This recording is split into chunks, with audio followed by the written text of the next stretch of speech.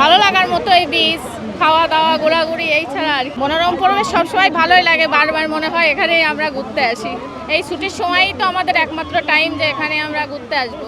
যে সাগরের ঢেউ, ছেলে মেয়ে নিয়ে ঘুরতে আসছি, এইটা অসাধারণ অসাধারণ, যার কোনো তুলনা হয় না। যার জন্য বাচ্চা কাচ্চা নিয়ে পরিবার নিয়ে বারবার এখানে ফিরে আসা, ছুটি পেলেই এখানে ফিরে আসা। এই যে সমুদ্রের ঢেউ, এই যে কিচকিচ বালি, এটাই আসলেই ভালো লাগে, যার জন্য আমাদের বারবার এখানে আসা। এবং বাচ্চারাও খুবই উপভোগ করে এই যে ঢেউ, সমুদ্রের ঢেউ, নোনা পানির সমুদ্রের ঢেউ, এই যে বালির স্তর, এটাই সুন্দর। আসলে হোটেলের মান হচ্ছে উঠে সেরকম অনুপাতে।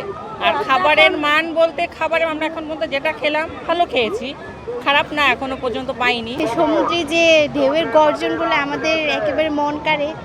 মানে আমি এখানে লাইফে ফার্স্ট এসেছি, অনেক ভালো লাগছে কুয়াকাটা আসছি বেড়াতে, তো অনুভূতি আসলে আলহামদুলিল্লাহ ভালো।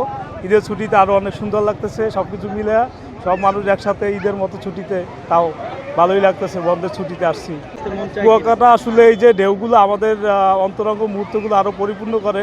তো এই ঢেউগুলো আর কখনো পাওয়া যাবে না যদি এখান থেকে চলে যায়। তো এই ঢেউগুলোর জন্যই আমরা আসি, এটাই আমাদের অনেক ভালো লাগে আর কি। এর যে পরিবেশ দেখতে বারবার মনে চায়, এর কারণে আমরা বারবার আসি, প্রতি বছরই আসি আমরা। ঢেউয়ের যে শব্দ, এগুলো মনোরম পরিবেশ, আমাদের সবসময় শুনলে মন ভরে যায় একেবারে। আমরা সবসময় আসি, প্রতি বছরই আসি, অনেক সুন্দর।